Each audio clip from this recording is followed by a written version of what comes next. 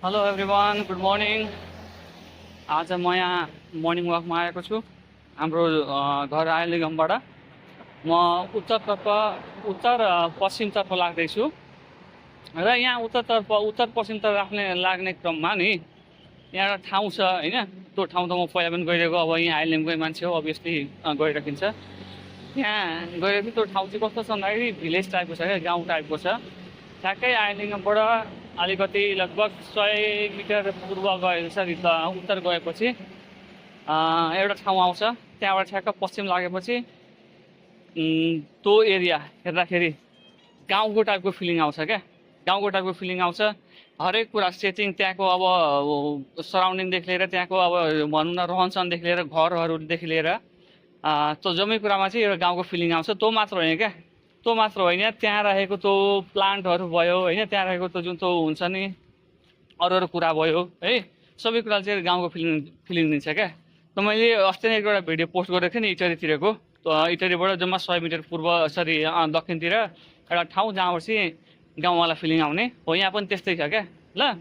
So आज म तपाईँलाई त्यो ठाउँ देखाउँछु र कति पहिले त्यो ठाउँ नदेख्नु होला, अब आइलेमै बस्नेको लागि त्यो ठाउँ त कमाउनै होला, जानुभएको होला, कतिपय त्यो ठाउँ नदेखेको होला। सो आज म तपाईँलाई त्यो ठाउँको भ्रमण गराउँछु है ल। म त्यतैतिर मर्निङ वाक जाँदैछु। एकदम राम्रो ठाउँ छ र तपाईँ पनि विराटनगरमा हुन्छ, आइलेङ साइडतिर हुन्छ र राम्रो एउटा पिसफुल ठाउँ चाहनुहुन्छ मर्निङ वाकको लागि भनेदेखि यो तपाईँको लागि एकदमै उपयुक्त ठाउँ हुनसक्छ। र त्यो ठाउँको अगाडि म आइपुग्न आँटेँ। यसलाई कदमगाछी चोक पनि भन्छ। कदमगाछी चोक र आइलेङ चोक बिचको ठाउँ हो, ठ्याक्कै यसको ठाउँ हो। आइलेङको मेन गेटबाट लगभग 100 मिटर उत्तरतिर छ र यहाँ म ठ्याक्क आइपुगेँ। तपाईँलाई अब म देखाउँदैछु, यसको पछाडिको भागबाट देखाउँछु मेरो ब्याक क्यामेराबाट ल। हेर्नु होला है, यो हाम्रो आइलेङको बाटो ठिक छ। यो मैले आइलेङको दक्षिणतिरको बाटो, हामी आउने भनेको यतातिर आउने। यहाँ एउटा बाटो छ हेर्नु, यहाँबाट ठ्याक्कै फुलबारी खाजा घर छ। फुलबारी खाजा घरको ठ्याक्कै अपोजिट साइडमा यो बाटो रहेको छ। यहाँबाट हामी लाग्दैछौँ अब पश्चिमतिर। यहाँ पश्चिमबाट गएर हामी पश्चिम उत्तर लाग्नेछौँ ल।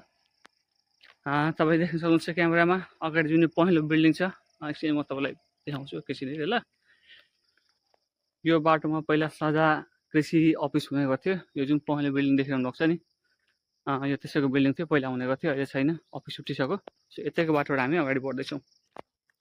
पहिला यो साझाको अफिस हुने गर्थ्यो, अहिले यसको नाम चेन्ज भएर यहाँ अर्कै अफिस आएको छ, सहकारी संस्था लिमिटेड विराटनगर भनेर आएको छ। यहाँ दुध, दही, मही अनि त्यसपछि